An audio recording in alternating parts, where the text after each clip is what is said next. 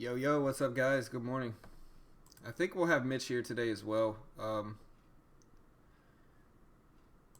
does it say waiting for March 5th, 2000? Hold on, sorry. Let me, there it is. Alright. Good morning, Skylar, George. What's up, man? Scott. Christopher, what's up, bro? Bill, Rohit.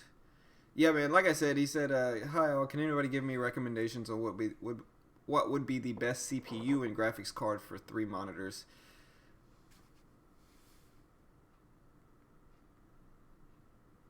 And so I answered, I think I have a 3670, an Inspiron 3670.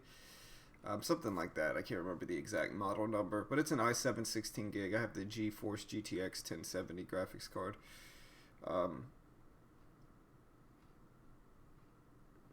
What's up, Jay? Tech. There you are, two-way. What's up, bro?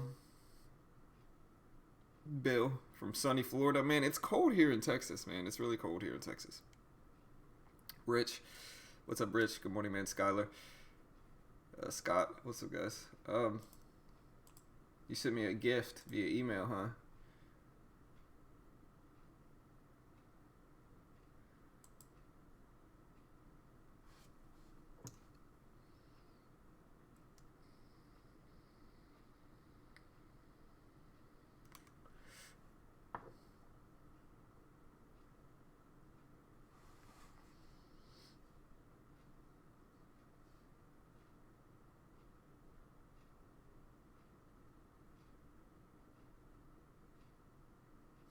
Nice, man. I'm gonna have to try this out. Try this off stream though, two-way. But hey, brother, I appreciate it. Well, I don't think the graphics card matters. I think ultimately you just have to find one that has. Well, I think you need a strong enough graphics card, and I think you have to find, unless you feel like buying a bunch of different adapters for it, you have to find a computer that has multiple HDMI ports. Like, that's what was important for mine, is I had to find one. Because my last computer, honestly, my last computer ran 3 monitors, and it was a very base model i3. It was an i3 Inspiron Dell computer. It was an i3. It had like 8 gigs of RAM. Only had one HDMI port, but it had a VGA port and then another port, and so I actually was able to kind of mess with it enough to be able to run 3 monitors on it. Now, it didn't do it well. The stream used to crash a lot back then, but it still worked. But on my latest computer, I actually bought one that had 3 HDMI ports, and so I can just plug all my monitors up to this one, and it works fine.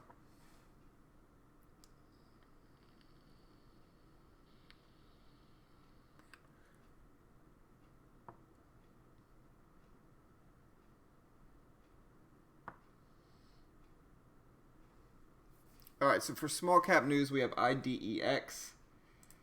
Yeah, so today's going to be day 2 of kind of testing the moving average crossover between the 12 EMA and the 26 SMA. It worked fairly well, honestly. Some other traders are watching for it if it works that well, but very interesting. Very interesting strategy. We're going to continue to test here.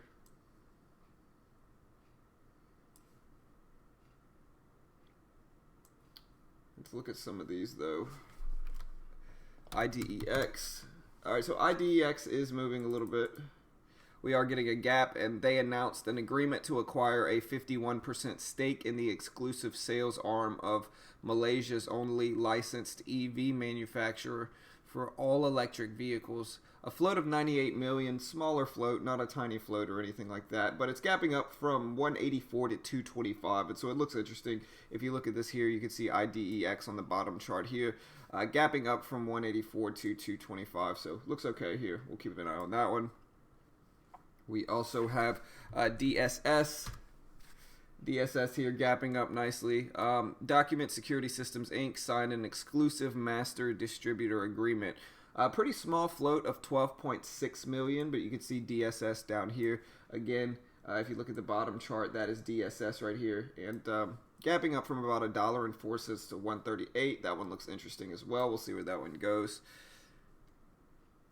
For other gap ups, I also have AWSM, which is Cool Holdings. If you look at the top chart here, AWSM, really nice gap up here from 320s all the way to 440. Really, a decent amount of volume. Nice move here for AWSM. Gonna watch that one. We also have NIO gapping up some, JMU gapping up some as well, JMU. So we got some movement here.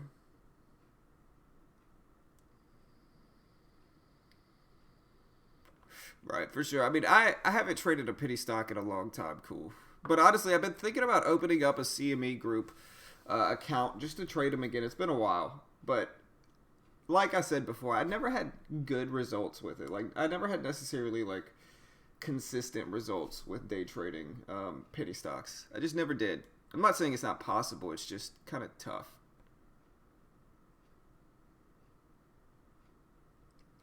A lot of small cap gaps today, but news is light. China plays are getting attention today without news, but are related to the Trump-China tariff talks. Chinese plays, NCTY, JMU, and PETZ. Yeah, those look... What about AWSM? What's going on with AWSM there? I don't know if you would consider that a penny stock. I mean, it's at about 430s now, gapping up from 320s. I can look that one up, though. Let me see.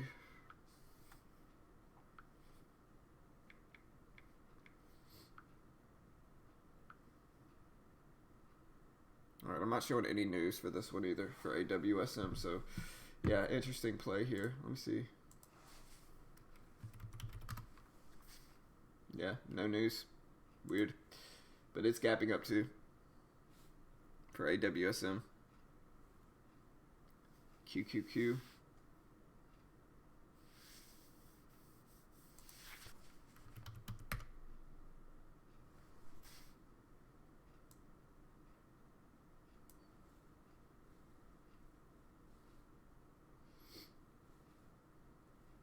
Yeah, let me post my watch list again. Yeah, I don't see anything for that one either, two-way. Weird. Penny stocks are usually under 5. Yeah, that's possible. I mean, I think that's kind of right, the technical term for them, if they're under $5, right?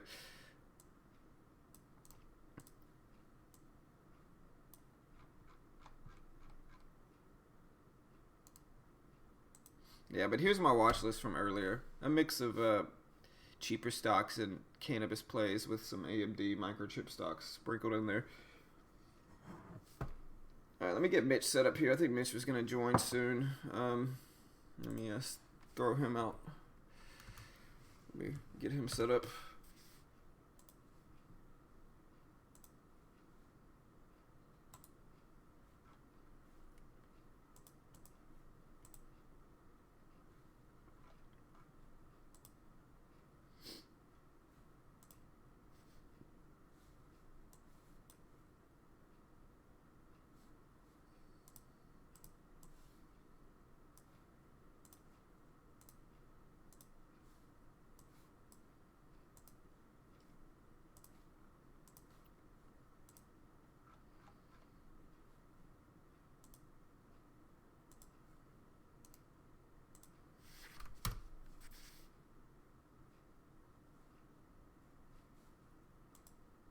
There we go. Alright, so yeah. A few things popping up on the scanners here. We got maybe VUZI. Let's see what else we got. VUZI looks okay. GLT. O. Snap. HBM. Looks alright.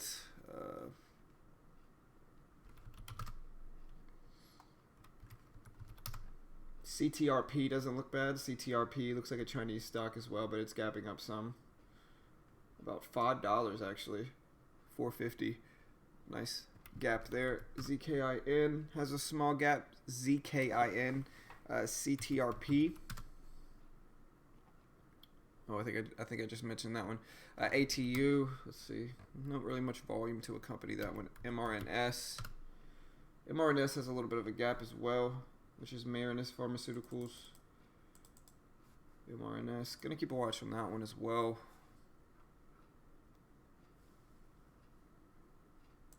No audio?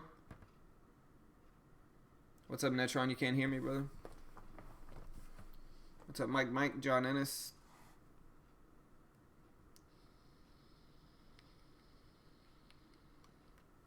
Okay, so two-way can hear me. Alright, yeah, it's showing that volume should work okay. We got JCP popping up with the scanners here.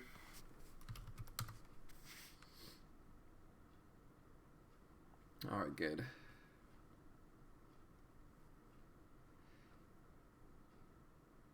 What's up, Jason? I might be muted, Netron. Maybe, I don't know.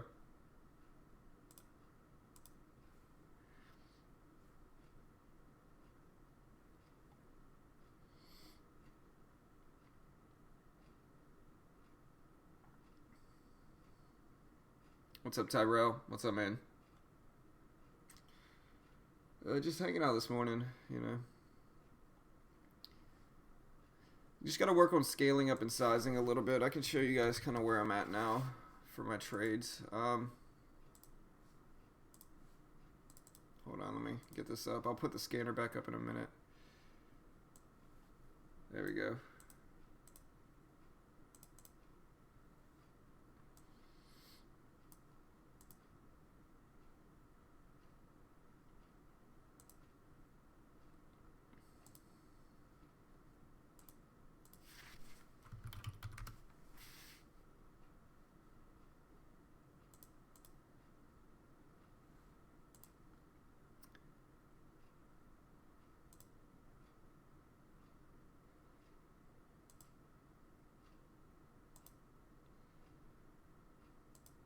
All right.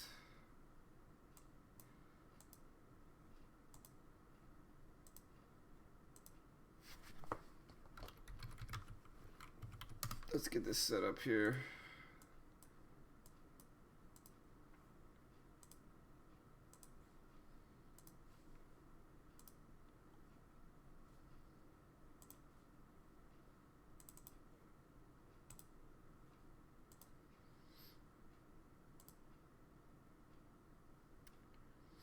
I mean, this is my stats in the last 30 days or so. In the last month, this is my graph here. And so my trading's been pretty good in the last month. Like I said, though, before that, it was pretty terrible with the opening range breakout. But this is my graph for the last month, trading the VWAP fade specifically. And so the VWAP fade has definitely been, you know, in play lately. Really nice graph, honestly, in the last few months. Looking at this, roughly 66.7% accuracy in the last few months. I've had 12 winning trades, 5 losing trades, 1 scratch trade. So not too bad here. Only thing I need to work on is average winning versus average losing. But made about $200 last month with smaller sizing. I just got to scale up a little bit. I am happy with this, though, that my average hold time for a winning trade is almost 30 minutes. And my average hold time for a losing trade is about 11 minutes. And so I do like that stat. That's pretty decent here. Tuesdays and Thursdays have not been good. Today's Tuesday. We'll see how that works. But yeah, overall, it's been a pretty good graph here. You know, we'll see if we can keep it going, scale up in size a little bit, and let it keep rolling there.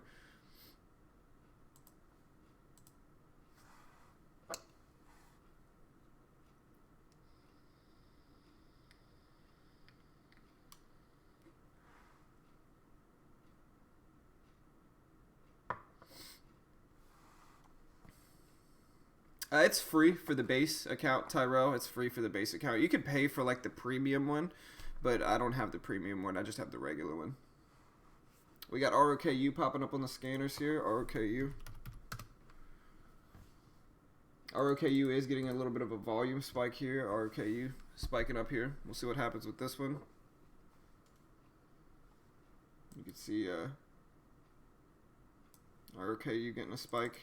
Starting to move. Big spike here. Earnings must have come out, I'm guessing. Earnings must have come out. It's the bottom chart right here. We'll see where this one goes. But big spike there.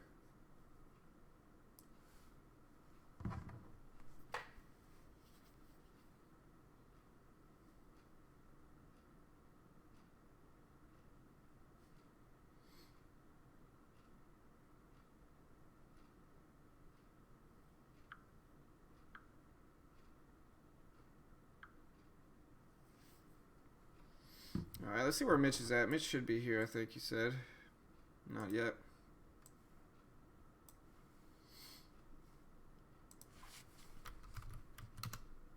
Let's see what's going on with ROKU. See what, if anything new came out for ROKU.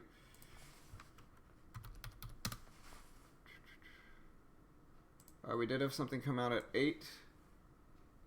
Or at 7. Or at 9, sorry. Alright, so they announced that Roku devices are now compatible with Amazon Alexa enabled devices through the new Roku skill for Alexa Roku streaming player and Roku TV owners in the US. They can ultimately now control their Roku devices using Alexa. It's a new voice control compatibility and expands the flexibility and choice for how consumers control their devices and get to their entertainment quickly. And so that's what's out for Roku. It spiked a little bit on that news. Pulled back a little bit. It's at about 68 now. It's up about $1 from that news. So we'll see where Roku goes here. But now compatible with Amazon Alexa, apparently, is what's going on with that one.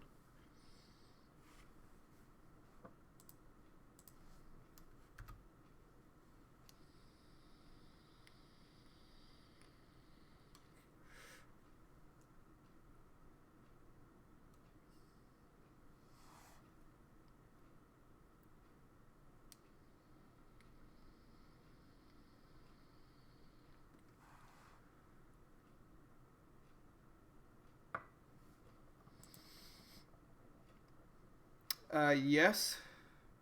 Pramid. Sorry, bro. Sorry if I'm mispronouncing your name. But yeah, we're live right now. What's up, man? We're here. I mean, right now we just have scanners up. Once the bell rings, we're gonna trade some live. Any PT popping up on the scanners? I haven't seen any PT in a while.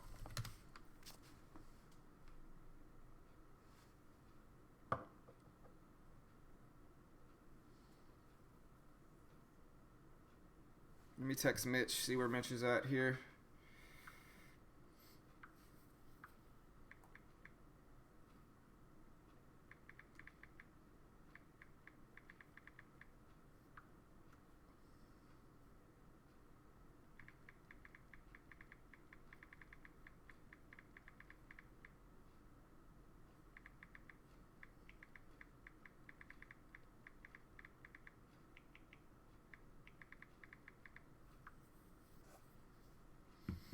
All right. So we got GoPro popping up on the scanners a little bit here as well. We'll see how Roku ends up reacting to that news. I mean, it's good news. It's decent news. We'll see if we get any significant, pushback up here. It's already up. It went as high as almost 69, about 68, 90s it looks like. But ended up pulling back about halfway down to 67.80. Just to show you guys what I'm looking at, this is what I mean here with Roku. If you look at Roku, it had that news that came out that said it was compatible with the Alexa now.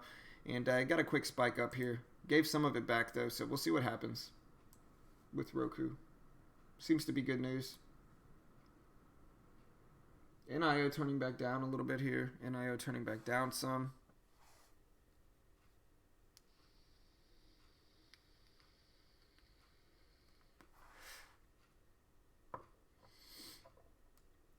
Alright, so what is everybody else watching today? Like I said, I'm going to watch NIO. AWSM doesn't look terrible. I don't think it's tradable. Let me check. I can check, but I don't think it's tradable.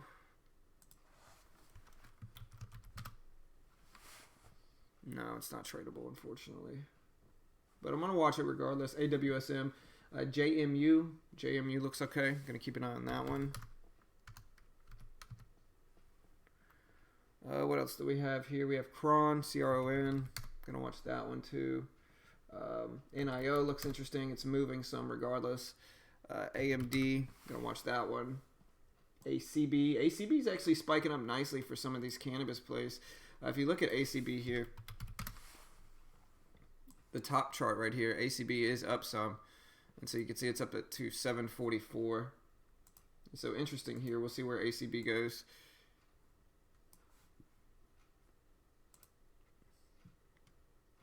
Yeah, NCTY doesn't look bad either.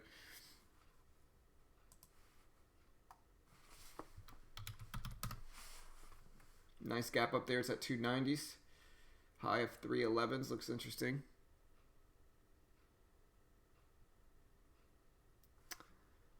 Did somebody say IDEX has news? IDEX? Yeah, it had news. Two-way posted it. Let me scroll up and figure out what it was. IDEX announced an agreement to acquire a 51% stake in the exclusive sales arm of Malaysia's only licensed EV manufacturer for all electric vehicles. Float of 98 million for IDEX. Appreciate the sub, Sid. Thanks, brother.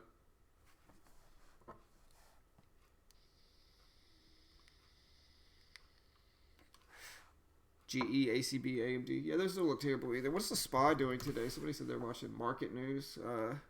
Skylar said he's watching market news. SPY, big red day yesterday. Big red day for the SPY. Pulled back all the way to 270s. Gapping up a little bit here, but not much. Basically break even in pre-market and after hours at least. But interesting here. Gapping up a little bit, but not a ton.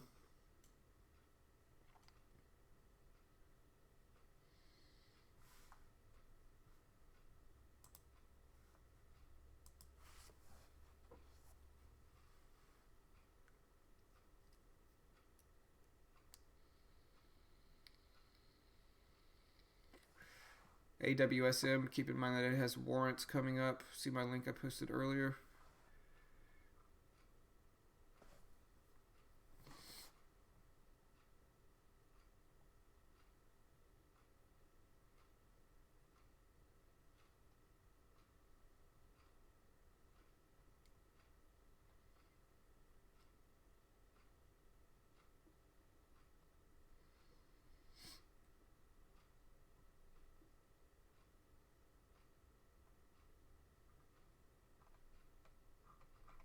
I don't see any links to it. Let me see. I can't find any links, man.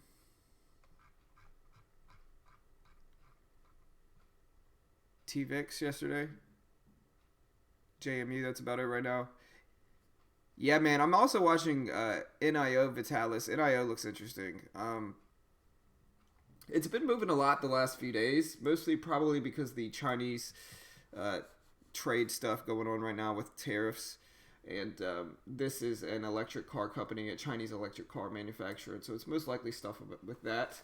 And that's kind of why it's been a little bit more volatile lately than it had been previously. But it looks interesting for sure. I'll keep an eye on it.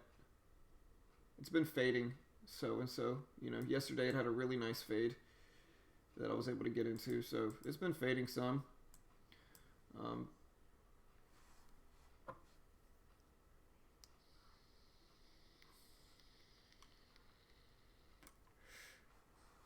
Anyone else have the Plantronics headset? Nah, man, I have a Bose headset. I have Bose and Turtle Beach headsets. Yeah, I think he said he fixed it. Jason, I think he said he fixed it. NCTY broke the highs. Yeah, NCTY did break the highs. Look at this one, guys. NCTY, this top chart right here, just broke the highs of pre-market. We'll see if it breaks it strong here or gets rejected, but did just break the highs. Appreciate that. What's up, Connor? What's up, man? I'm not seeing it, man. Two-way. Is anybody else seeing two-ways links?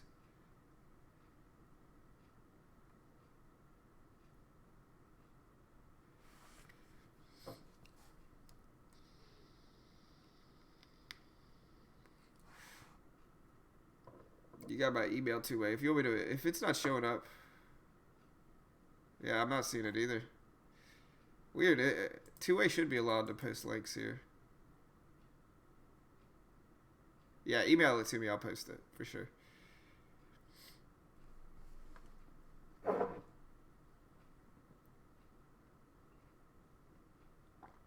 All right. So, yeah, NCTY up to 314 now. NCTY up to 314. We'll see where that one goes.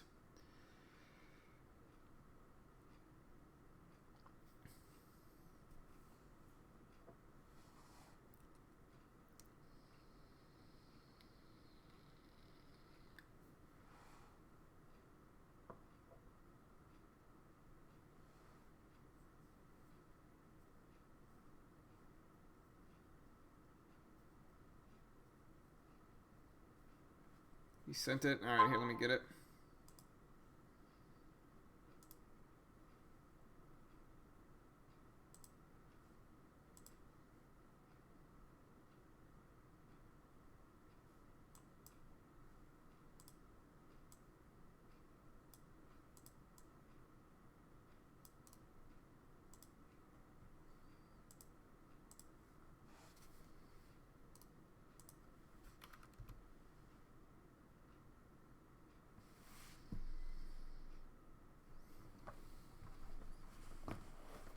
All right, so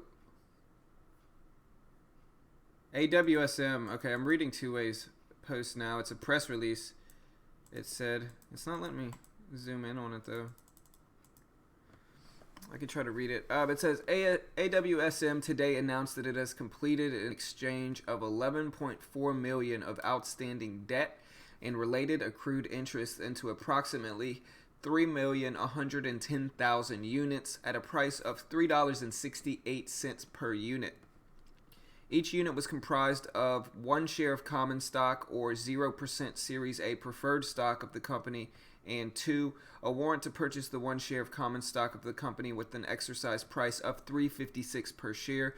The warrants are exercisable beginning 6 months after issuance and expire 3 years from the date of issuance. That's what the press release says, so interesting here. It was a debt exchange of 11.4 million. Interesting. So a debt exchange for AWSM. Also, guys, look at appreciate that two-way. Look at NCTY here, breaking the highs up to 320s, up to the 330s, I mean, up to 333 right now with a high of 335. So getting a lot of volume coming in for NCTY here. You can also look at AWSM, see what's going on with it. It's kind of slowed down a little bit, but you can see these two really moving this morning. NCTY specifically right now with the big move.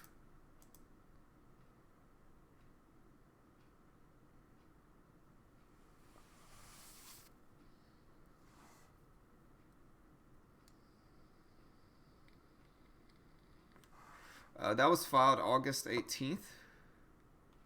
Or August of 2018.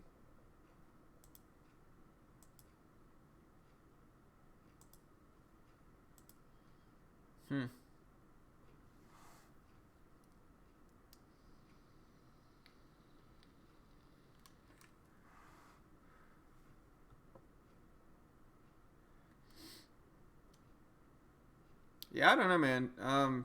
If your volume isn't working, you probably have to pair it with your computer, maybe. If you have a wireless headphones, you probably have to pair it via Bluetooth on your computer. At least that's what I have to do for mine. Yeah, shout out to Jason, man.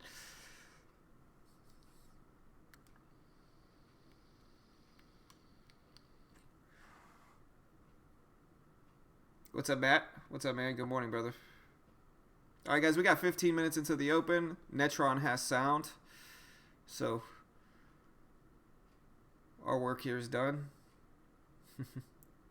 JMU, yeah, JMU looks interesting as well. It's almost break even though. I mean, it's up 30 cents, but you know, it's moving some regardless. You can look at JMU here. So interesting. What? Oh, it's up about 40 cents. My other chart had it a little off. 40 cents.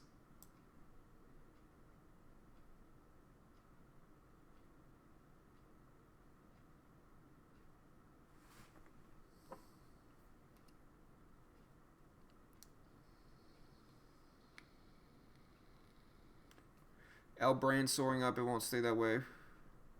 What's the symbol, Vitalis, for L brands?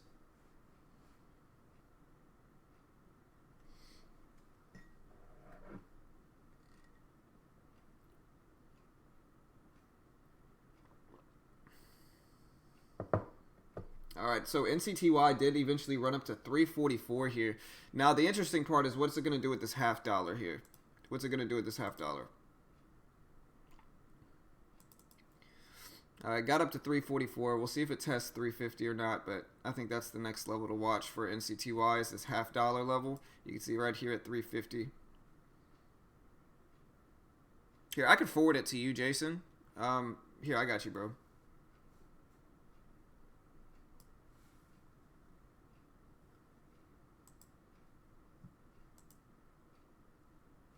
I don't have Nick's email, but I would forward it to him as well.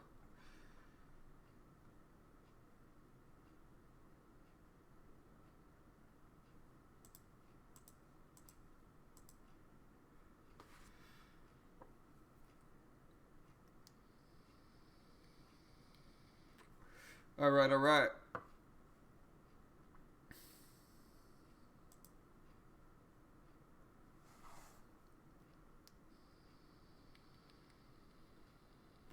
ADMS, Jason? Here, no, I don't think we looked at that one yet. Let me look. ADMS, big gap down here. Adamas Pharmaceuticals.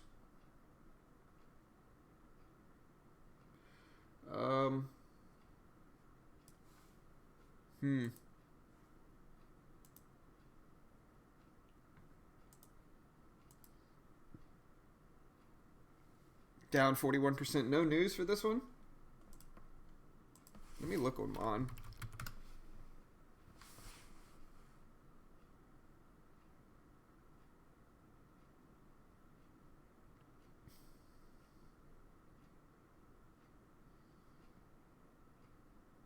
Yeah, so the Adamas Pharmaceuticals price, it does have some news on it. Yeah, here we go. Yeah, it has some news. So Mizuho downgraded Adamas Pharmaceuticals to an underperform, and they lowered the price target to $5. Also, yesterday, fourth quarter results were out, and so that's what's ultimately causing people to. I think they had bad fourth quarter results, and so that's ultimately causing the stock to drop, and it's also causing people to lower their price target and stuff like that from it. But it was downgraded. Price target was lowered after. Fourth quarter results came out yesterday. Fourth quarter bested the expectations. Let's see.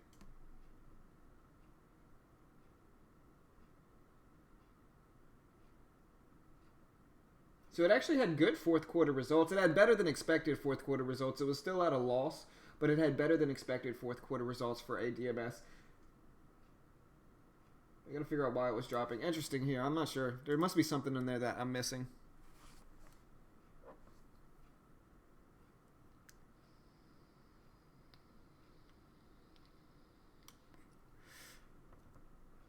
What's up, Tidy?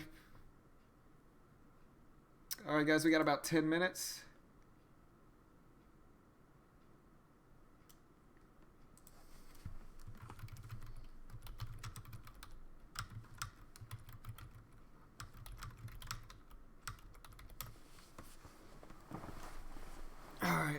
Yeah, two-way. I don't want to post it here. Let me look at it first, just because I don't. It's not that it's against you. It's that I don't know what it is. I don't know what the link is yet, and so I don't really have that much time to look at it since I'm about to trade. So like I'll look at it.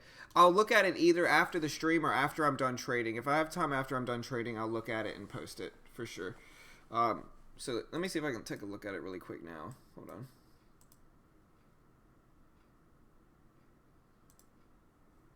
So it is a script for auto support and resistance on Thinkorswim. Huh, that's cool.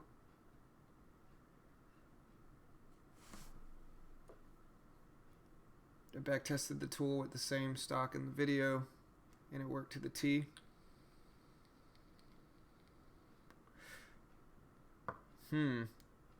Yeah, I'm definitely gonna check this out. Two-way. Let me try to do it after I get done trading so I have time. But I'll definitely check it out for sure.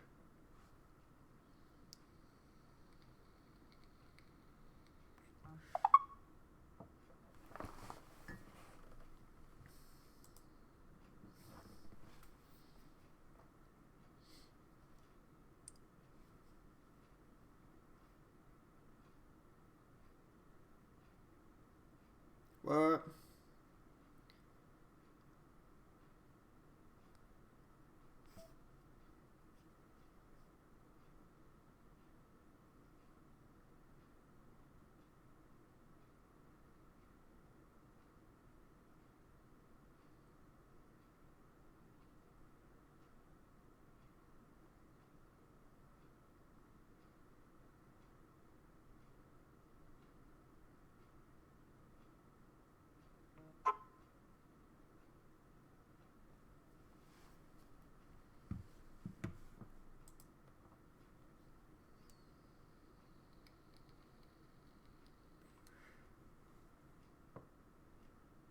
PETZ. What's up, BNB Designs? PETZ or NCTY?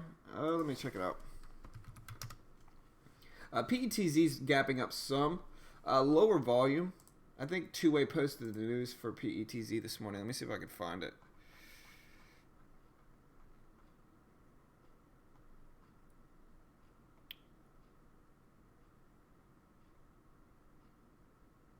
Oh, or maybe this is just a Chinese play. So this is a Chinese stock that's up on tariff talks. NCTY, I think, is something similar, right? Yeah, it's just a Chinese stock moving, but NCTY looks good here. Let's see if they have any actual catalyst that's out for NCTY here.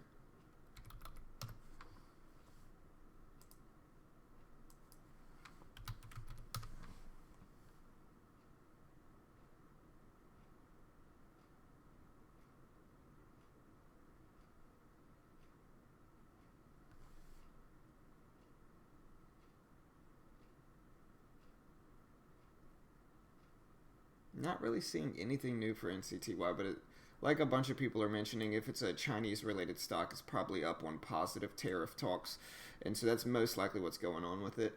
It's up a decent amount. We'll see what happens with it. Let's see.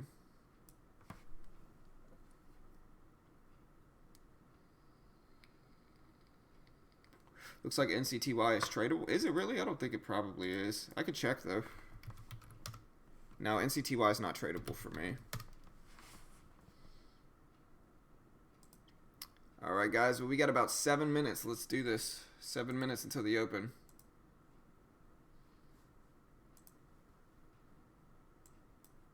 All right, so I talked to Mitch. It sounds like Mitch has food poisoning, and he's not going to make it to the stream today, so I'm going to close down Zoom.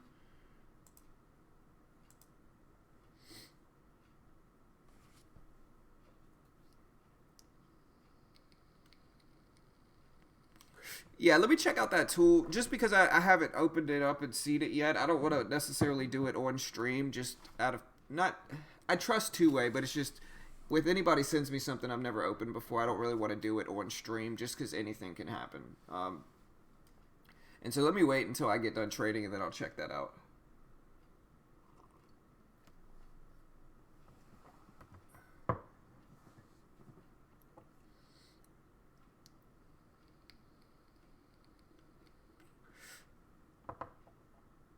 Or here, I could do this Two-Way. Here, I'm going to send you an email real quick, Two-Way. Just read it.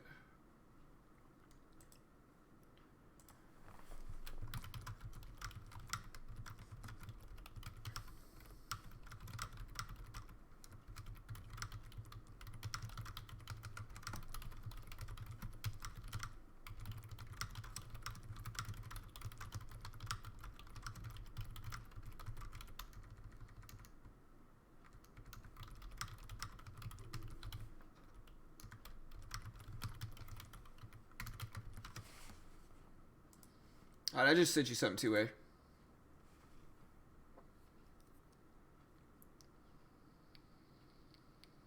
Do I ever trade pre-market? If not, why? Just the broker I'm using doesn't allow me to trade pre-market, and so, you know, I honestly, I stick to what works for me, and I've never really had extremely good results with pre-market. Here, let me get everything set up. Alright, guys, I'm going to get everything set up. We got 5 minutes until the bell here. So I'm going to open up the, I'm going to get the intraday scanners out.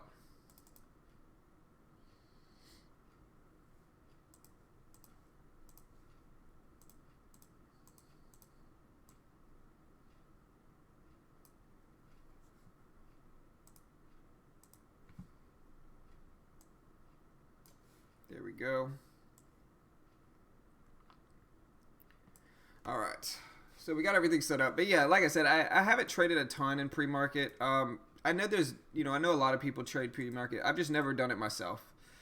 So, you know. But yeah, my trading honestly, I was surprised at how pretty my graph was. This is my 30-day trading graph from February 5th. And so I'm pretty happy with these results. I mean, the VWAP fade has definitely been in play. Like I said, my graph before that was pretty terrible from the opening range breakout. I'm almost scared to look at it. But at this point, like, my graph is pretty good in the last month or so, just from strictly, this is only the VWAP fade, and so really this graph is just how well the VWAP fade has been working. And you can see here the VWAP fade apparently has been working extremely well in this market. Only thing I got to do is scale up a little bit. It's definitely been working to my benefit lately, so I just got to continue to move it.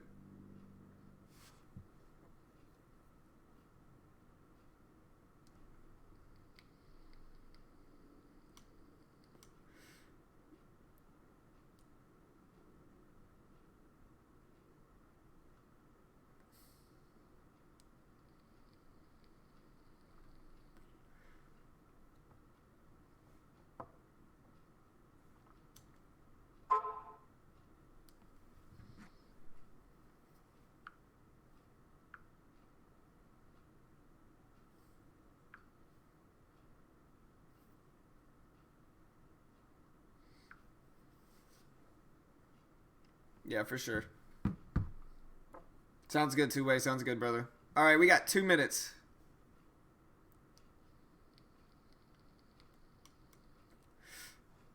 NIO looks interesting, especially with all the tariff and trade talks with China. NIO does look interesting. It's one I'll be watching for sure. It's been pretty volatile and in play the last few days. Been a lot of fades with it in the last few days as well. And so it's definitely one that I'll be watching. Specifically NIO. AMD, like I said, I'm going to be watching that one as well, kind of testing out that moving average strategy that we've been going over. Cannabis plays just got a little bit of a drop though right now. We also have Target that's up a ton, CTRP, XON, which is in Trexon. Yeah, so we got some movement here. Yeah, for sure. I mean, a lot of these are up. You know, usually I'm looking at some of these for shorts. It just depends. But yeah, I'm going to be watching NIO, AMD. Look at Cron, big drop. CGC, dropping some. ACB had a nice gap up. I'll be watching ACB as well. It had like a super fade yesterday with ACB. APHA.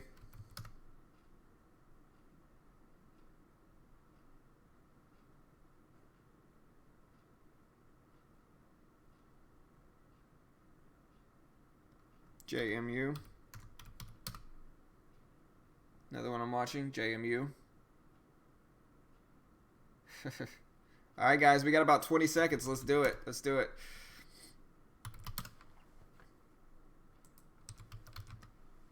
Bell's coming up soon. Gotta watch ACB too. All right, here's the bell, guys.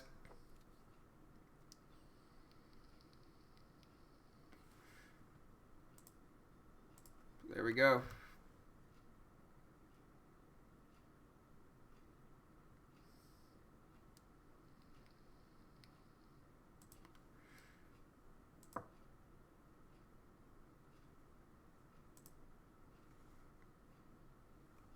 All right, so far we have Cron dropping pretty big at the open. Or not big, but Cron dropping some at the open.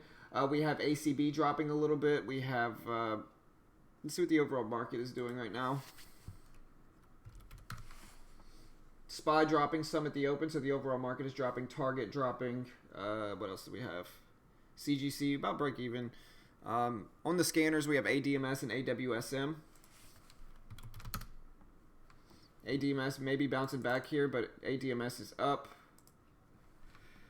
We got PETZ spiking up. PETZ penny stock spiking up, broke the pre-market high. PETZ, it's up to 160s. Big move, 170 for PETZ, so it is moving. NIO is up a little bit here, but yeah, PETZ, look at this big move here, up to 177. Look at this move on PETZ. So big spike, big gap up here. A lot of volume coming in for PETZ. I got up to 197. It's going to test $2, it seems. NCTY popping up on the scanners here. NCTY. Kind of ran into some resistance here at the 350 and then broke it for NCTY. It's up to 370s, 375. PETZ still kind of battling that whole dollar of two. The SPY overall is dropping here. The SPY overall is dropping.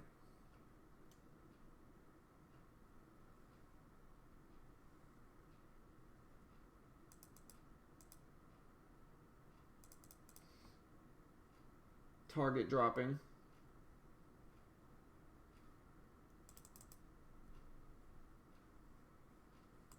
But yeah, NCTY and PETZ, big spikes there for those two. ADMS rebounding some after that big gap down for ADMS.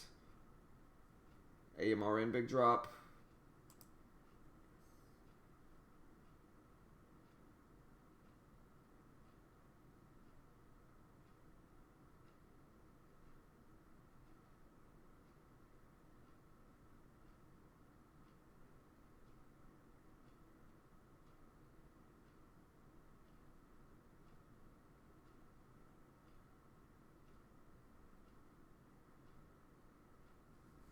AMRN bouncing back a little bit here. Same thing with Cron spiking up some. So NIO, big move here. What did AMD end up doing? Big pullback for PETZ.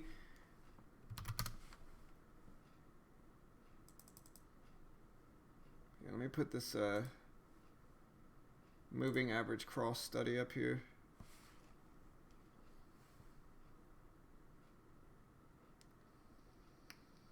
All right, we got a big drop for NIO, a big pullback here underneath the VWAP. We got ACB kind of trying to break the highs of the day. But I'm watching AMD.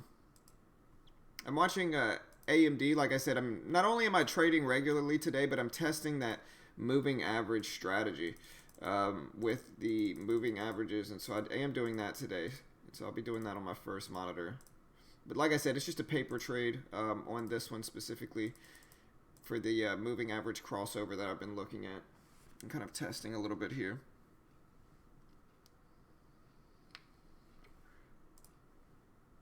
All right, so there's the crossover for AMD. We'll see if the crossover works today. Again, this is just a paper trade, just a test for this strategy.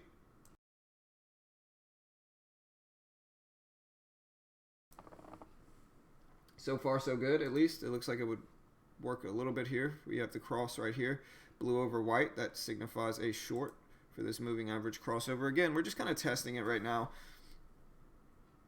We get a big drop in NIO. Big drop in NIO here.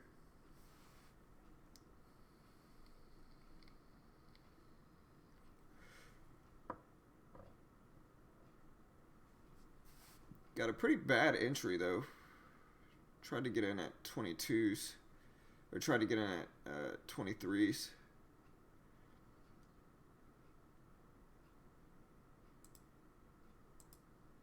But honestly, not bad here for this crossover, at least so far, just how I've been trading it.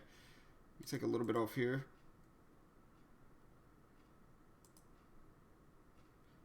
Oh no, I took way too much off.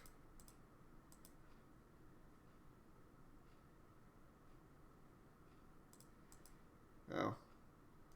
I can hold the rest. But yeah, I mean, the moving average crossover, I can't really say many bad things about it. It seems to work fairly well. Like I said, the moving average crossover, that's kind of what this was for a paper trade. Testing it out a little bit. ACB spiking up there.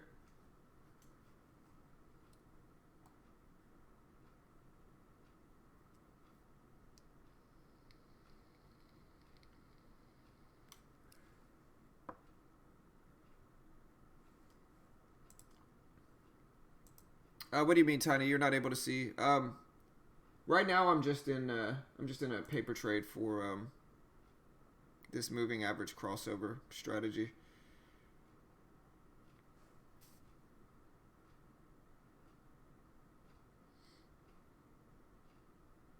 I don't really see much else. Maybe NIO for a fade, but it's just kind of up there too much at this point.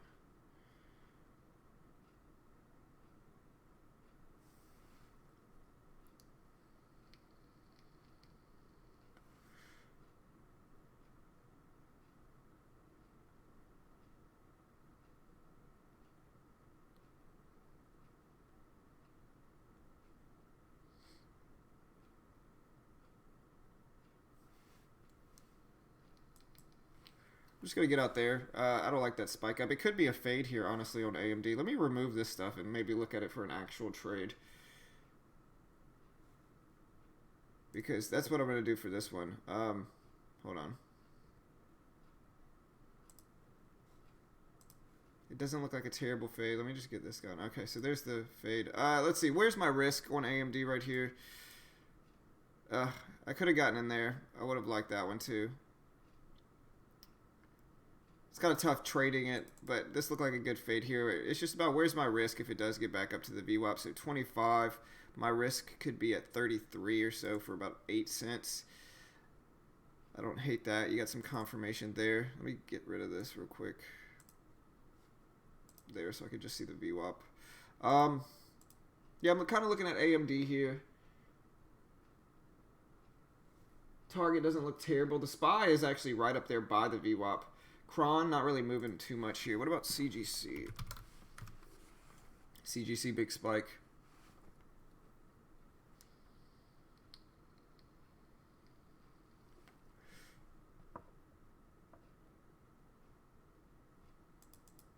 Honestly, volume seems a little low today, doesn't it, guys? Volume seems a little bit low.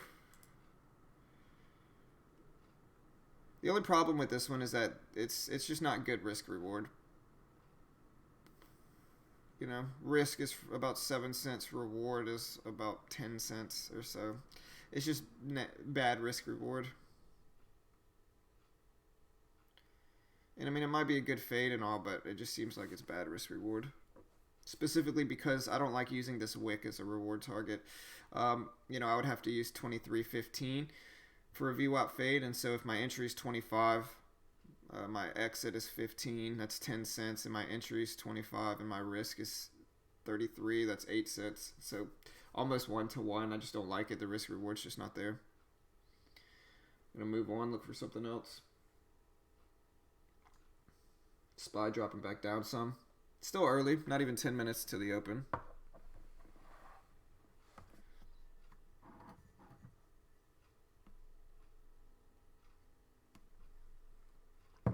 AWSM, what's going on with that one? Whoa, big fake out for AWSM. Looked like a good red to green move, and then the thing just turned around.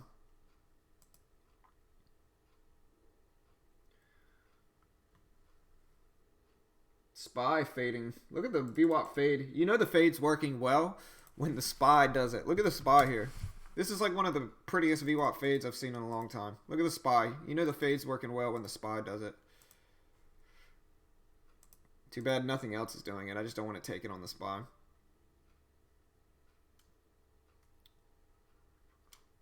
ACB may be a VWAP bounce. I could see that, but too small of range for me at least.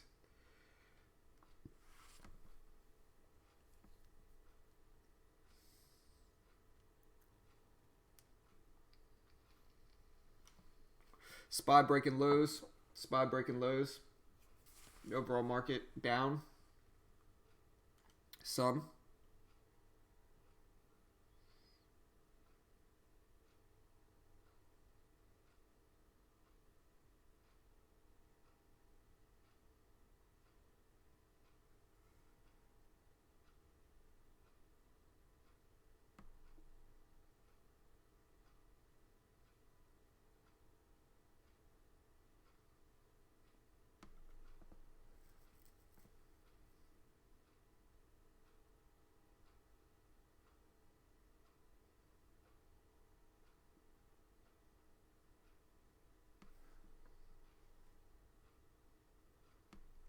Yeah, I'm not seeing too much I like right now, guys. Do you guys see anything? So one thing I will say is that the moving average crossover worked today on AMD again. I think it's one of those ones where you kind of have to kind of subjectively, you know, give yourself a certain reward target for it. But it would have worked today as well, as you could see. Like what I essentially mean from this is, like, if you look at it, the moving average crossover. Let me show you. So on AMD here, we're looking at this crossover between the blue and white lines. The blue is the 12 EMA and the white is the 26 SMA. And so when the blue crosses underneath the white, that signifies a bearish move. And so you can see it crossed underneath the white here, signifying a bearish move. And then what happened right afterwards? It dropped back down. It dropped down, gave us a nice bearish move here. And that's basically the paper trade I got into today that worked. But yeah, for sure, interesting strategy here for sure. AMD's looking a little bit better for the fade. Let me get out of this moving averages now though. AMD's looking a little bit better for the fade right now. Still though, risk reward's just not that good. Just not that good. PETZ running? Yeah, PETZ is moving. Is it halted? No. Yeah, man, up to 246s. Huge move there. CGC may be a VWAP bounce here. I could think about that. It's been a while since I've taken a VWAP bounce play. Honestly, though, I'm just not seeing anything I really like right now. I mean, if CGC gets down to 46.60, I could use 46.45 or so as my risk here. And I really like that risk because it's slightly under the $0.50. And so the $0.50 should give it a little bit of support. But what I mean is I could use this level as my risk. And then this level at 90 as my reward. It's just got to get back down to 46.60. I don't hate that for CGC. It might be a little bit too late, and I might have missed it here. There's the follow through. Would have worked, I think, but right. If you followed your plan, Jonathan, that's the important thing, brother.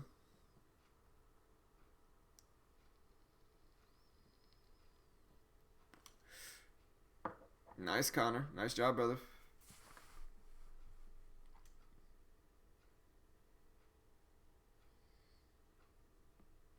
But yeah, at this point, I just don't see anything else I like. CTRP maybe kind of looks like a fade, kind of a rejection more so. Target maybe. I mean, if Target can get up there, it's been a while since I've taken a expensive stock like this. I don't hate it though. I mean, you can get in at 80. You could use 76 as your risk.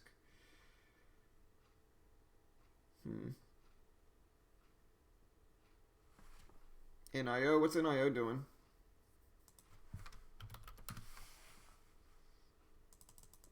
I don't really trust NIO after that first opening move it made.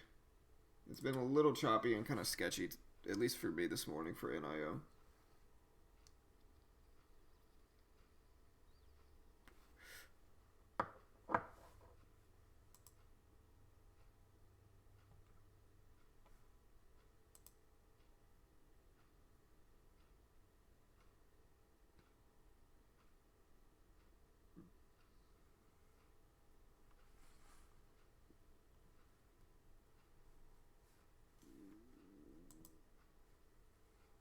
Yeah, SPY breaking down under these lows here. And like I said, the only one I'm kind of like, this is, if you guys heard me talk about CGC, like this was the move I was talking about. Like if you think about it here, so if I got in here at 46.60 here, my risk would have been about 15 cents. My reward would be all the way up at 46.90. And so my reward would be about 30 cents. My risk would have been 15 cents. And so it's just good risk reward. And then it goes exactly up to that level. That was the VWAP bounce that I was talking about this morning that I kind of missed here. But the bounce play looked to be there.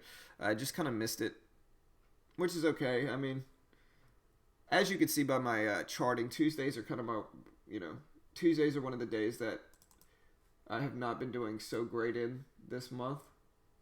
And so maybe it's not a bad thing if I take it slow on Tuesdays. But the only one I'm kind of looking at, what do you guys think? There's TGT here for a fade. Like I said, TGT, you get in at 78, 80 or so. Maybe set a risk at 20, at 76.20 or so for a 40-cent risk. Reward level down to 74.50 or so, so about 90-cent reward. 80, 90 cents. And so about 2 to 1 risk to reward if my risk is up here for target. If my risk is right here and my reward is down here.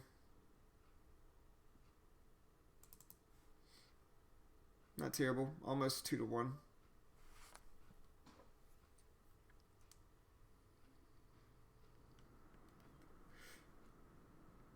Yeah, SPY is dropping big here, guys. Look at the SPY drop. Wow.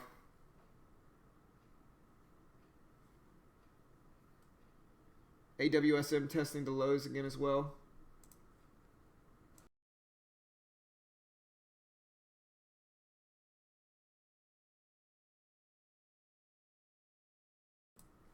All right, we got CGC breaking under the VWAP. Looks like it's going to signify a trend change here.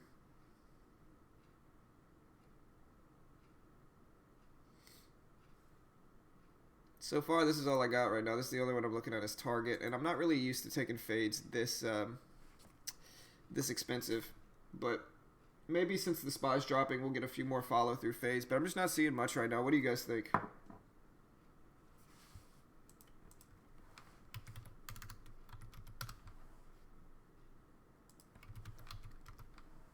CGC Cron, ACB, Pets still going up, PETZ, NIO.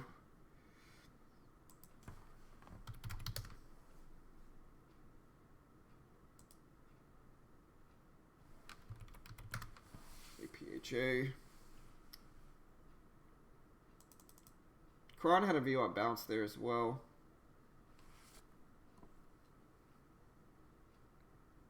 Wait, can anybody else see the charts? Everybody else can see the charts, right? What do you mean you don't see the charts, Tony? What do you see?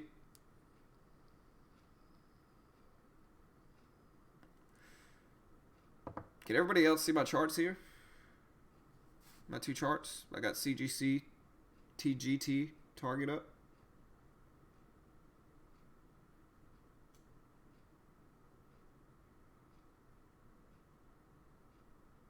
Okay. I mean, if it's not clear, you just got to refresh it. So if it's fuzzy, yeah, it's showing me that everything's good for status on the stream. And so if it's not clear, you just got to refresh the screen a little bit. It'll work. DSS. Yeah, DSS go, man. Look at DSS spiking up there to 140s.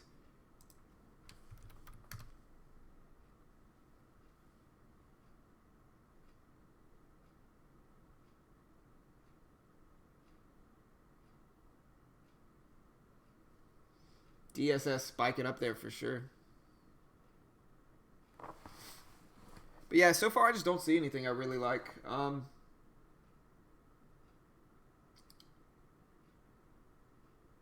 SPY dropping significantly. It was a good fade, but aside from that, I just don't see any fades in play.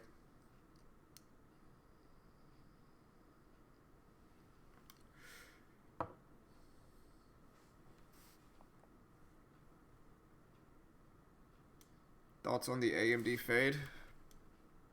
Let me take a look. I mean, it was a fade, I guess. I mean, this is one of the ones where it's just... It faded. It did fade, but the risk-reward was just bad for me, at least. But it did follow through, and I mean, so maybe that was different. But, like, for instance, I would have had to use 23.15 as my reward target. And so, I mean, it's about 1-to-1. And so it faded nicely, just the reward target. The risk to reward wasn't there for me, at least. But maybe I was wrong. I mean, it did end up fading nicely.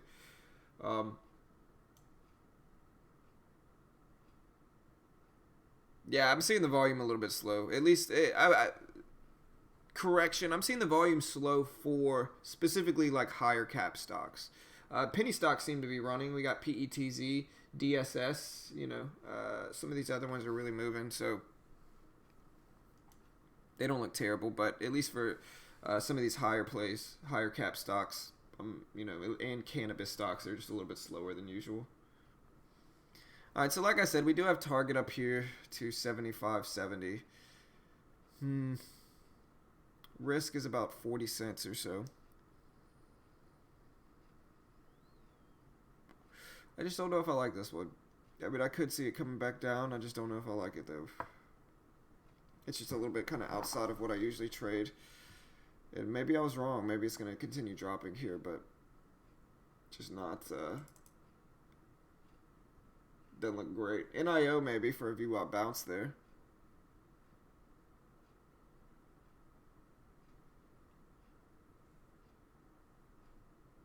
Yeah, no problem, Frank.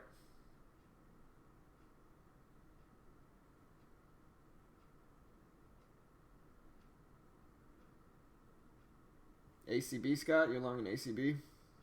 Yeah, the cannabis plays are actually starting to head up here. If you look at Cron, it's up. ACB, APHA, they're all pushing up here. Like I said, Target, it makes me want to trade it because it's pretty tight risk reward. You know, you got 76.20, so about 50 cents, and then you got 70s down to,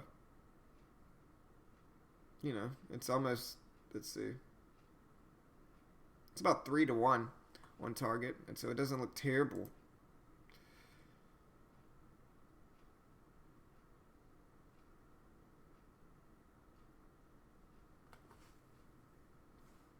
Yeah, what did DSS end up doing? I saw that one skyrocketed. If that's not a red to green move, I don't know what is.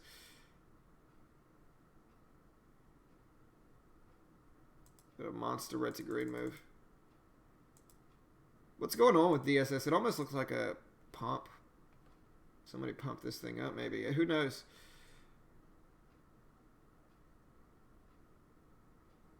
Yeah, the SPY's dropping significantly here. It's down to 270s. 278s. APHA maybe trying to break the highs here.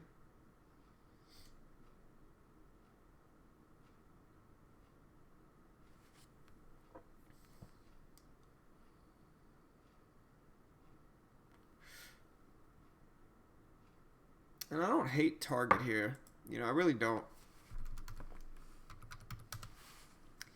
I don't hate it. I would have to buy like 50 shares or something because it's an $80 stock. I'm almost talking to myself. The only problem is, let's see, so reward, it's about 50 cents, 55-cent risk. So I'm ultimately risking about $32.50 with 50 shares. Reward would be about $1.70. So better than 3-1. Reward to risk, 50 shares.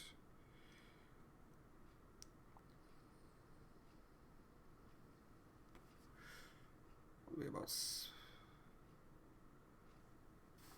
Yeah, I don't like it here. Well, that helps my decision. Not going to take it down.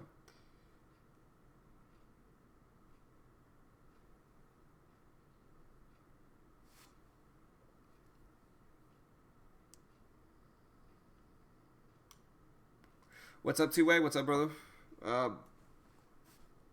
Yeah, I was thinking about getting a Target here. It was good risk reward, but this changed my mind. This spike up, so kind of glad I didn't have to make that decision. I kind of wanted to get in, but it's just not. It's kind of outside of what I typically trade, and you know, kind of confirms my decision not to trade it here with this big move up. So glad I didn't take it. Weight Watchers spiking up here. All right, Tiny. Have a good day.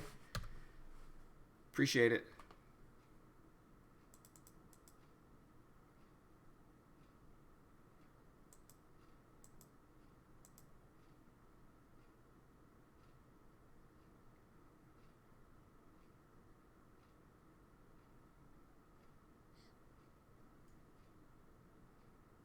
Nice, Netron. Weight Watchers. Yeah, man, look at Weight Watchers spike here. Huge move.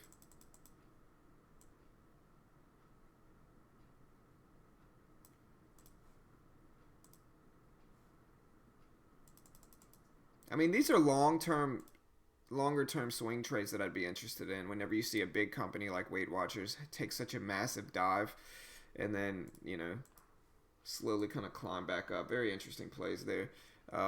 Yeah, Target ended up reversing here, so glad I didn't take it. AMD. What did DSS do? Is it still... Look at DSS go, man. This one's heading back up.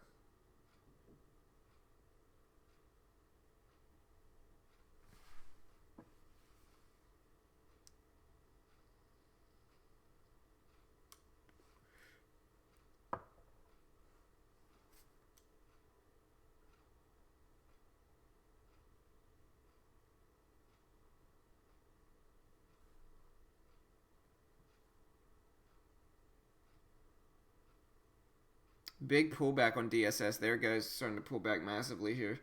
But yeah, I just haven't seen anything I really liked so far, at least. Target looked okay. I did like the VWAP bounce, the first VWAP bounce for CGC. But since then, I mean, maybe ACB looks okay. NIO with a VWAP bounce didn't look terrible there. Risk could have been pretty tight.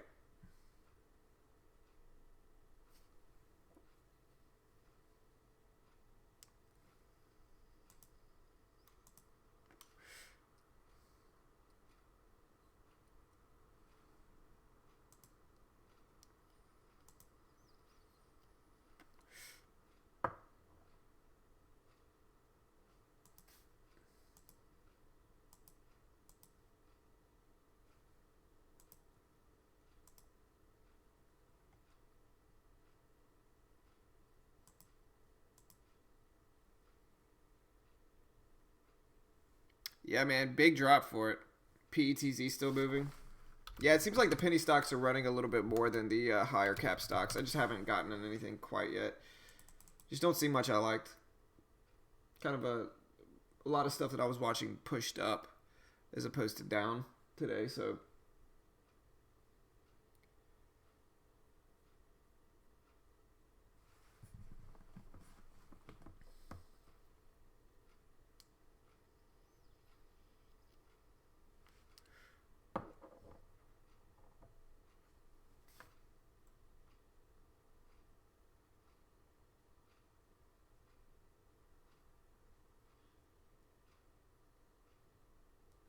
NIO would have been a nice VWAP bounce here. Here's a dip in DSS. Maybe see if it makes another run. It kind of got rejected right around that pre-market high. Is what you see here. Almost exactly at that same level and pre-market high. And so we'll see what, if it makes another break forward or not. Maybe bounces off the VWAP some here. I see that could be possible.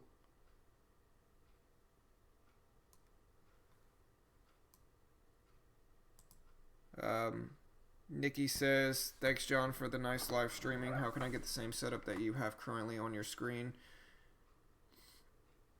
Which one? This is Trade Ideas in the middle. This is TEFs, my executing broker on the side. And then this is Thinkorswim right here that I'm using. If you're interested in checking out TEFs, here you go, Nikki. I'll post them, man. If you're interested in using the same broker that I'm using, Nikki,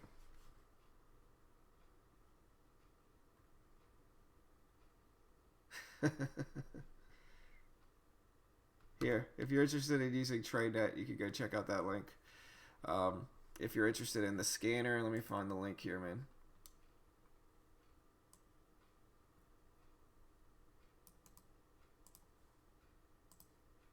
Here's the scanner that I'm using. Nikki.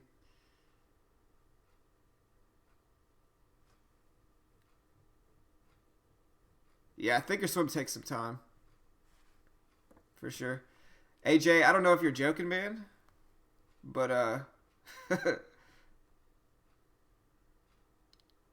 AJ Jacob says, I made investments based on beginner trading and I lost all my money. I want a refund. I hope you're joking, man. Alright, so we got DSS spiking up here. It's at 173. It's got this previous high at 173. It's at 162. And it's bouncing right off the VWAP here, which, like I said, these are kind of stocks that I don't really trade that much, these penny stocks, but it doesn't look terrible here. You can see the bounce off the VWAP right here at the $0.50 of 150, so it kind of gives it multiple support.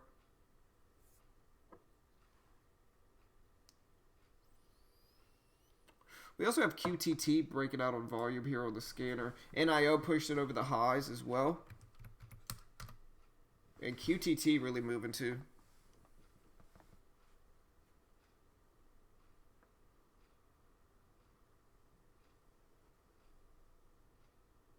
AMD filled the gap. Look at QTT, guys. QTT as well.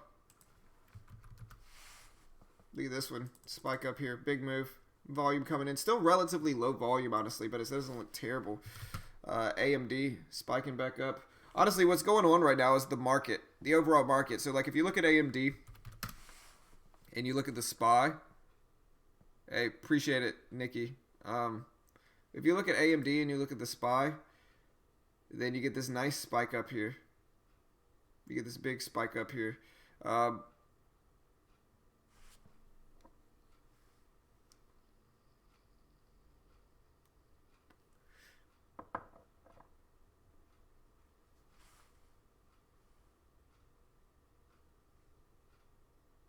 And so we're getting just a follow through on the SPY and the Discord.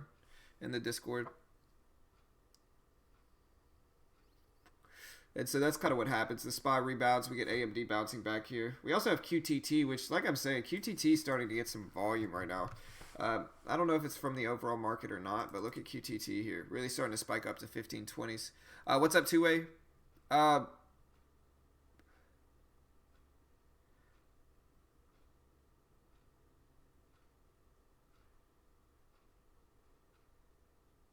SPY is so volatile that every time I open the chart and level, my computer crashes. That sucks, man. Here, I'm going to invite two-way right now. Here, let me do it.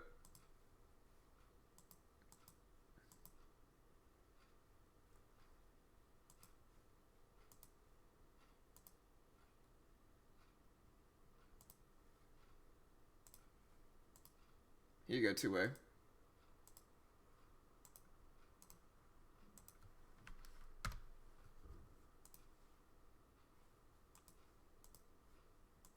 Yeah, two-way. I just sent you a link to the members.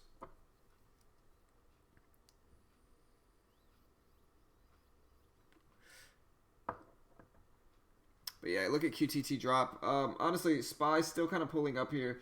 We'll see what happens with it. Just a big move on the SPY, kind of following a lot of these other stocks, like especially these higher cap stocks that are involved with the SPY. A lot of times they're going to follow the SPY a certain amount, and you can see if you look at the SPY and AMD, AMD's definitely following it a certain amount here.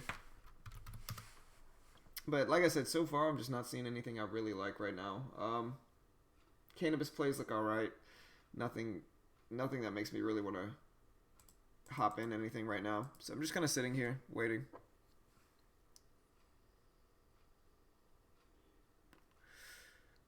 Nikki, we do it every day, man. We do it every weekday. Every week, for the most part, almost every weekday. Sometimes we take days off, but not usually. I don't think I've taken a day off streaming in months. And so almost every weekday.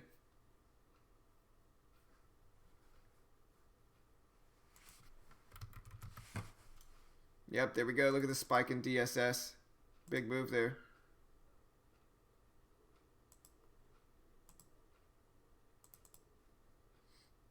The interesting thing is, like, this is like something I always talk to people about, which is super relevant, is that first of all, somebody said in the comments the other day that half and whole dollar breaks, basically half and whole dollars don't work on stocks under $5. And you can see for DSS, they very obviously do. But another thing I was saying is that when two things are going on simultaneously, like when two different support levels kind of converge simultaneously, in this case for DSS, you can see it's the half dollar of 150, and it's also the VWAP. And those two converge right at the exact same point. That kind of gives it double the support. And so you can see what DSS did. It pulls back to exactly that level, which was 150, and it's also the VWAP, and then it bounced exactly off of that level. And that happens a lot. You know, I always try to tell people, like, the more setups and the more levels that kind of converge simultaneously, whether it be a half and whole dollar, as well as major support from pre-market, or a half and whole dollar in the VWAP, or half and whole dollar in the moving average, you know, the more that kind of converge at the same time, the better it is, because some people are watching for the VWAP bounce, some people are watching for the half dollar support, and that kind of gives it more momentum for it to work well as support. And so I always try to look for multiple different levels. It kind of gives it added confirmation.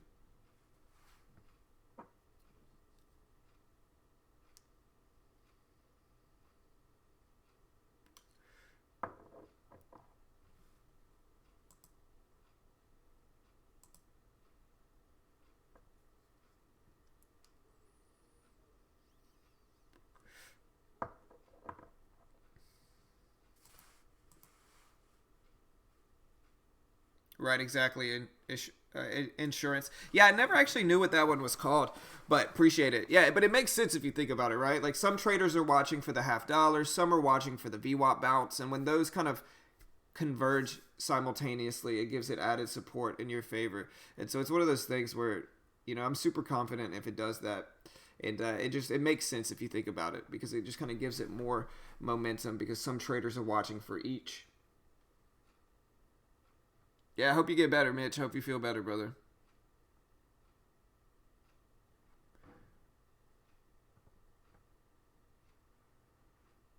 That sucks, man. Yeah, I've had food poisoning a few times.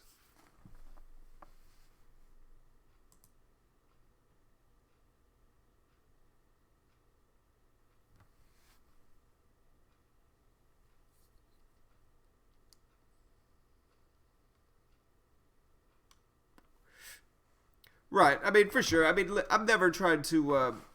There's always something that could work for you, right? Like, I'm not gonna hate on anybody that uses multiple indicators. I typically like to stick with just the VWAP, but that's just me. But just because something doesn't work for me doesn't mean it's not going to work for somebody else. And it's one of those things where you kind of learn as you mature as a trader. You kind of understand that, like, you get a lot of. Sometimes you'll see a lot of. You can tell they're kind of just newbie traders, and they think they know everything, and they try to pretend like they know everything. And they'll try to tell you that their way is the only way to do something, that their way and their strategy is the only way to be successful, and they criticize anybody else that does anything else in trading. And you can tell they're just kind of insecure new traders that don't really know what they're talking about, because something you'll learn as a trader is that there's so many different ways to do it, and just because it's not my way doesn't mean it's wrong, or just because something didn't work for me doesn't mean it's not going to work for somebody else. And I think as you mature as a trader, you kind of recognize that a little bit more.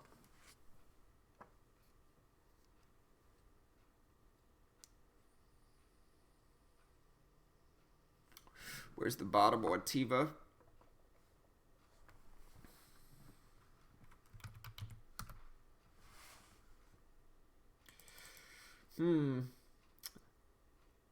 I mean, it could be 1620, where that previous low was.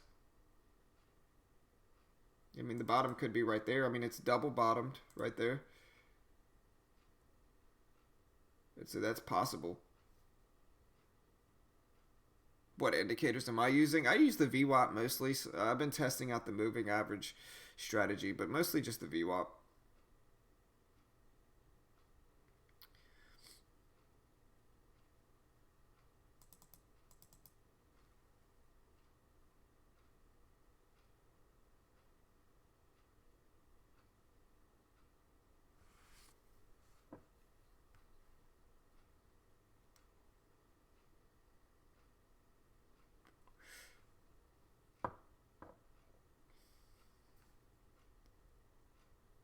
PETZ, have I tried Zero Trader, Trader Zero platform? No, I've never tried that one. I don't think US people can try that one. I think US people are barred from using that one.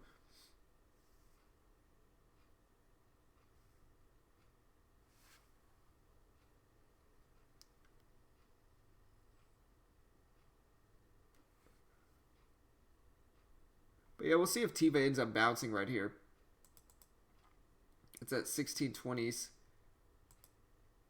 It kind of, like I said, it had this double bottom. If you look here, we'll see if DSS can pull back down and find some support at that previous pre-market high. I think this level's really interesting to watch for DSS here at 170, because not only was it the top right here, the previous high of the day, but it was also the previous high of pre-market. PETZ. I gotta look at PETZ, man.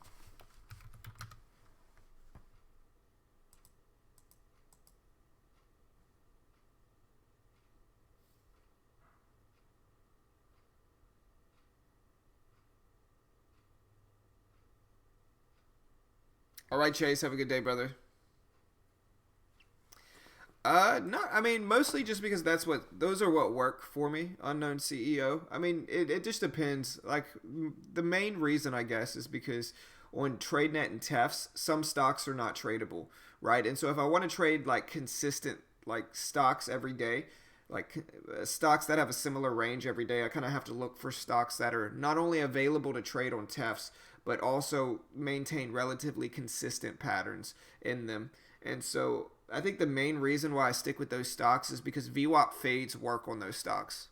Like if you look at it here, like I said, like this is my graph from the last month. I had a tough time trading the opening range breakout, and so I'm kind of scared to look at that graph.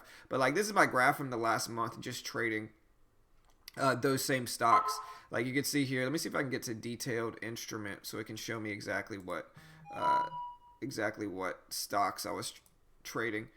But yeah, you can see I trade a mix of AMD, CGC, APHA, YNDX, Cron, GoPro. And so, you know, it's all just what works for me is what I try to stick with, like what works for me. And, you know, really happy with this graph over the last month. You know, I did it all live on stream. And so it was really cool to kind of have a nice little swing here, nice little run here with the VWAP fade in the last month. Like I said, I kind of drew my account down trading the opening range breakout, and so I'm scared to look at my graph from that. But at least in the last 30 days, you know, I've had a really pretty graph just trading strictly the VWAP fade with those stocks that we talked about. And so I just try to stick with what works, and, you know, that's what's been working for sure. There goes DSS. So like I said, it goes right down to that 170 level, holds support, and then pushes back up, testing $2.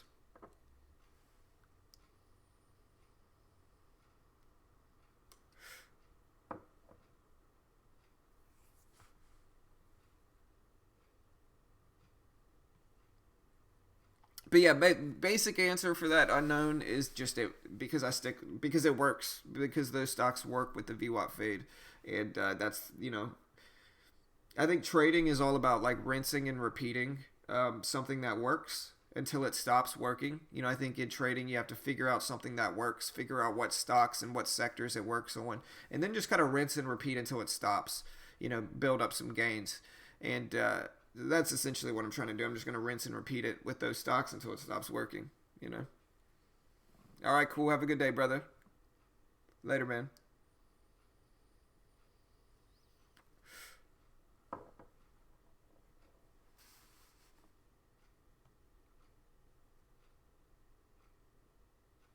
Right, exactly, man. You find your niche, whatever works, man.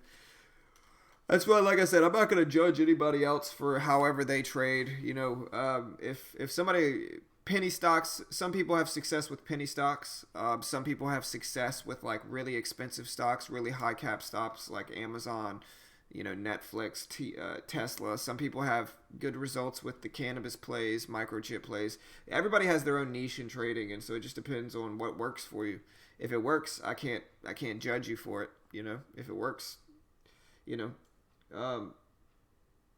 Einstein's definition of insanity is continuously trying the same thing, expecting a different result to happen. And, you know, I think that is very relevant to trading as well.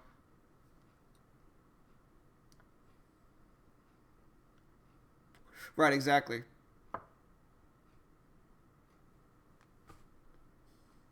It's actually pronounced two different ways. Some people pronounce it niche, like NITCH, and some people pronounce it niche. I think the correct way is actually niche, and I think niche is just something that caught on, but I could be wrong. I honestly don't know.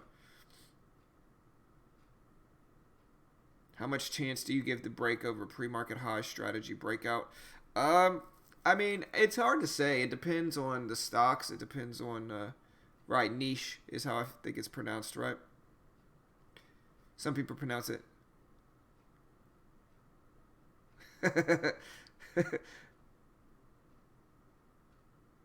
Yeah, is it? I say GIF, but I think it's actually pronounced GIF, right? Like GIF peanut butter, like JIF. But I say GIF just because that's how it sounds.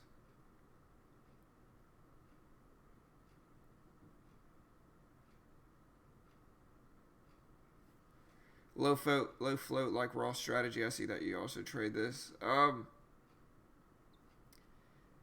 It all depends, man. Like some pre-market high breaks work really well, and some don't. Obviously, it's one of those things where I haven't really back tested it, Dreambox, and so I don't want to give you the wrong answer, man. It's one of those things where you just got to back test it yourself. Look at XNET. I haven't traded XNET in a long time. I see XNET popping up on my scanners here, and it's moving a little bit. But yeah, it's just something you would have to back test. It's something I would want to back test. It's been a while since I've traded a pre-market high break strategy. You can see here's one right here. But I think that here's the thing. I know this with how I would want to approach a pre-market high break. I would much rather approach it buying it on the dip and then covering some at the pre-market high in case it gets rejected there, which it will a lot. I would much rather buy it on the dip and then anticipate the pre-market high break instead of just buying it as soon as it breaks the pre-market high, because a lot of the times when it breaks the pre-market high, it's going to get rejected and just kind of fake you out. And so I don't really like that risk reward wise. And so like I said, I think in my opinion, with my style of trading, I would much prefer to just buy it on the dip and anticipate the pre-market high as opposed to getting in as soon as it breaks the pre-market high. Because I think if you get in right when it breaks, it's going to be a little bit more risky than I would like in that scenario, if that makes sense.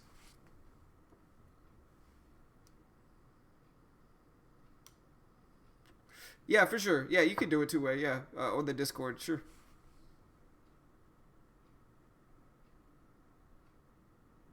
John. John is my name.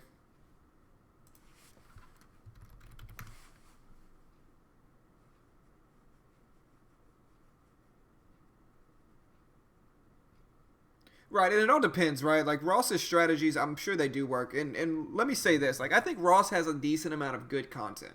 I really do. I just don't trade, like I don't trade the same way as he does. He probably trades a little bit more like he definitely trades more momentum than I do, and he trades more penny stocks than I do. And you know, I definitely think he's a good trader. Some of his stuff that he puts out is good, you know, good content, really good content. So I'm not hating on him at all. Him and I just trade differently.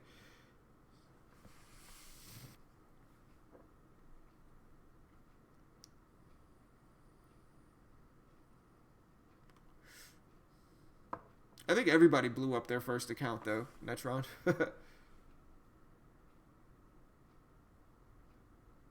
Right, for sure. But like I said, guys, if anybody wants to try the 5-day demo challenge on TradeNet, I'll post that link.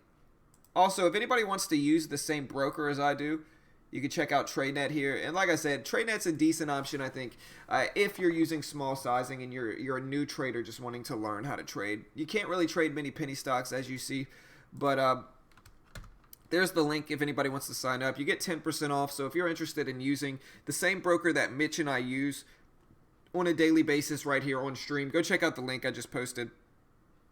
And like I said, original intro package is $500. If you go through my link, it's 10% off, and so you get it for $450. And so not a bad deal.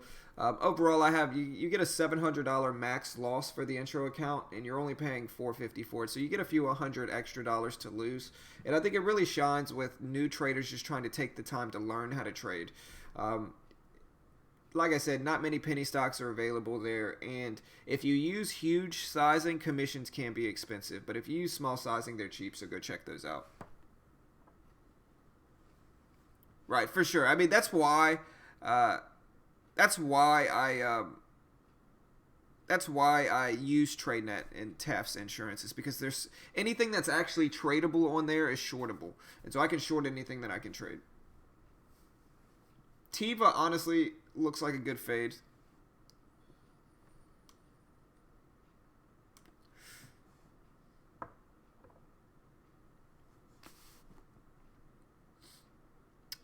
Give me another good strategy that's working for you.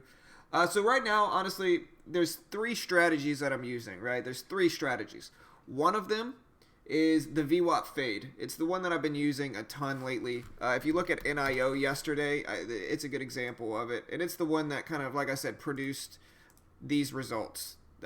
These results in the last month were only from trading VWAP fades.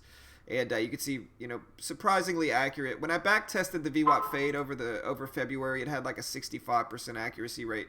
And you could actually see my accuracy rate from February was pretty close to the back testing rate of 66.7%. And so this is a VWAP fade is what I use to get this. And it's what you see here for NIO. You get a quick drop at the open. A pullback to the VWAP, that's where I enter it in short using a tight risk. A lot of times I use like previous lows up here as my risk, and then I set my reward target at the low of the day down here. So I get in short right here on the bounce back to the VWAP, and I cover some at the low of the day. So I get in short here, cover some down here, let the rest work. That's the VWAP fade. If you want to, I have a few videos on the VWAP fade if you're interested, and if you want to see kind of what that's all about, learn more about that strategy. The other one is just a VWAP bounce, and it's kind of the opposite of the VWAP fade. It's kind of like the VWAP fade turned upside down. And a good example of one is actually NIO from today.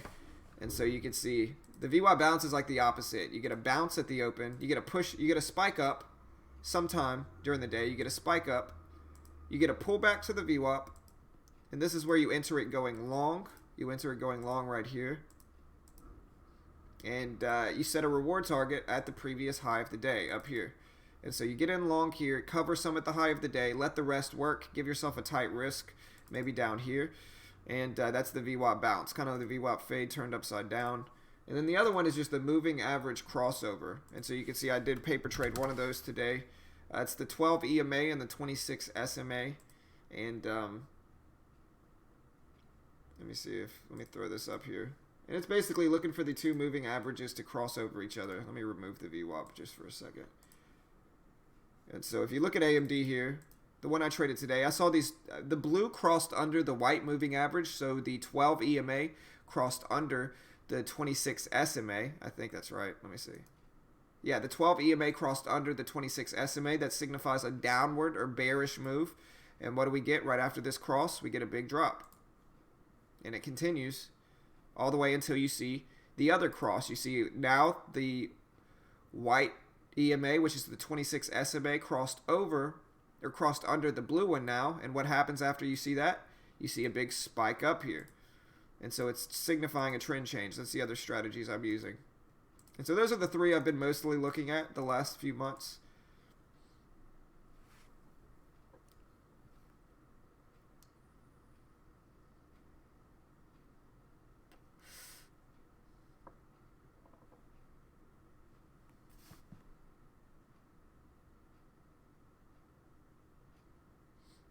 Everybody follow along.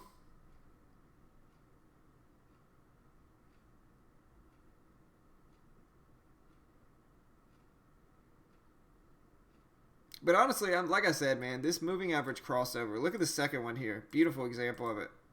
White one crossed under the blue line. And what happens after that? We get a nice spike. So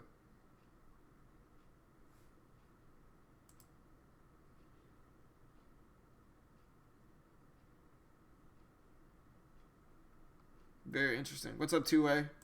Yeah, I see what you're posting here.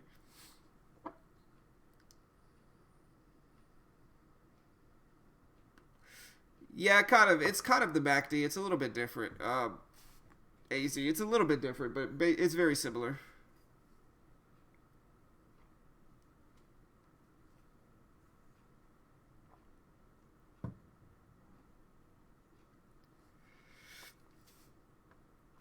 I mean, yeah, TEFs with TradeNet and TEFs. There's one. There's SureTrader. There is CME Group. So yeah, there's a few of them. Here, I'll post a video for you, Nikki.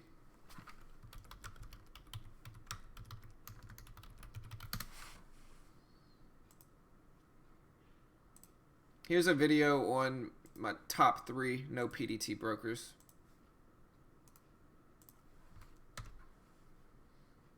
So there's a video to go check out. It just reviews 3 no pattern day trading brokers, 3 no PDT brokers. All right, so here's DSS again, and again we get a convergence of not only the pre-market high but the VWAP, and so we'll see if it bounces here or not. But it could be another VWAP bounce here for DSS. It's kind of extended like a little bit here. Interesting. We'll see what happens with it, but watching that one as well.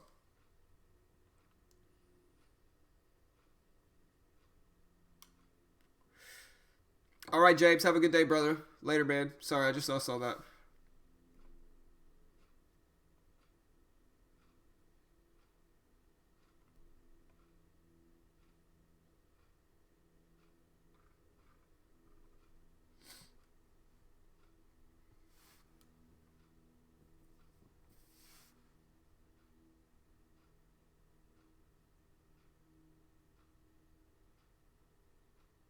Also, guys, if anybody's new here and wants to learn about trading and about how kind of our trading system, go check out our site, man. We have, I think we do it pretty cheap relative to what everybody else does. I think we do it cheaper than everybody else. If you go check out our member video library, we literally have days worth of content, like 50 plus hours of content, over 50 hours of content. And so you can see if we just go to day trading concepts, we have triangles, VWAP strategies, back testing, how to back test, how to set up your trading screen, support and resistance, trading gaps, understanding ranges, and we just have tons of different classes. These are all an hour long. Just tons of different classes here. And that's just one section. We also have risk and reward section here. And all of this is $15 a month. And so extremely cheap. As Jason likes to say, it's cheaper than your monthly budget for toilet paper. And so, you can see here tons of different, classes. Each of these is an hour long. We have individual strategies, trading psychology, if you want to get your mind right with trading. No hesitation, finding consistency, developing mindsets, morning routine, thinking and probability. So we just have a ton of different content. And we also hold 3 live classes every week. And so 3 hour-long live classes each week where Mitch and I both host a class each and then share the last class. And so, like I said, a lot of content for $15 a month, I think, especially relative to what everybody else charges. We just try to give people a cheap option. We're not experts or gurus or anything like that. We're really not. But we just try to give people a cheap option if they don't want to pay. I know, it was Jason. It's cheaper than your monthly budget for coffee. There's a better one. Yeah, but honestly, Jason's wrong though. My monthly budget for toilet paper is like $100. I got 2 kids. But yeah, if anybody's interested in checking them out, it's $15 a month. We hold 3 live classes a week. You get access to our library, which is over 50 hours. It's probably closing in on around 60 hours of content, so literal days of content. Go check out the link I just posted if you're interested in looking at that.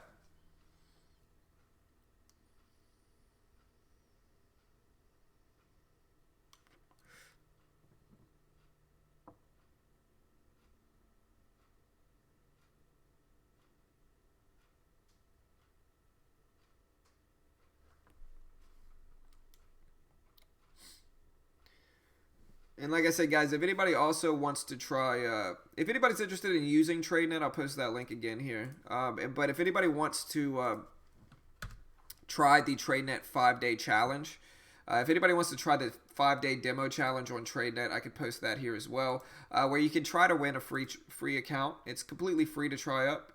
It's completely free to try, and it's extremely tough. Don't get me wrong. Like the TradeNet 5-day demo challenge is extremely tough.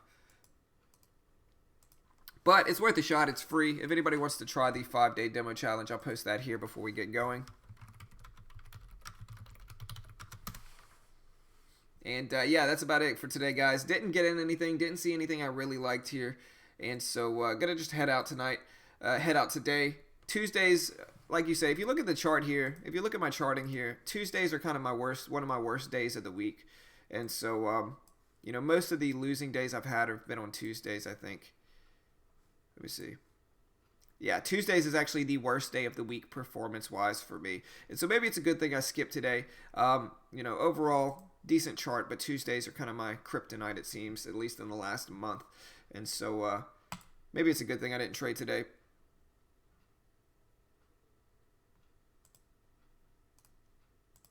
But yeah, if anybody's interested in checking out the scanners I use, go check out Trade Ideas. I'll post that link here as well if you're interested in seeing the scanners I use. And with that said, I'll play my little promo video outro really quick.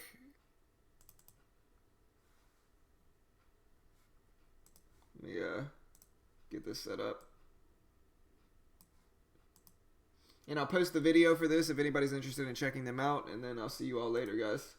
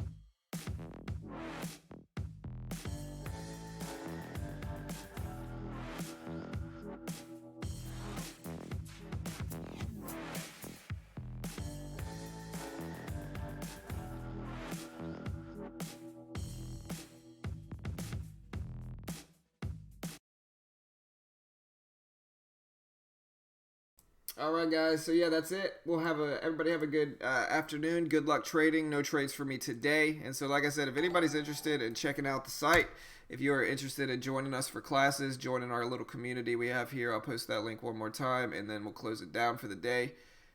And yeah, have a good day, guys. Appreciate all the new subs today. Definitely appreciate it. If you like Nick says, if you haven't already, click the like button on this video. We do appreciate the support, and so if anybody can click the like button if they appreciate this content, we definitely appreciate it. It's one of the ways we keep the stream free is all the support we get, so we definitely appreciate any support we can get. Hit the subscribe button if you haven't already. Click the like button to support us, and yeah, good luck for the rest of the day, guys. We'll see you all tomorrow. Have a good day.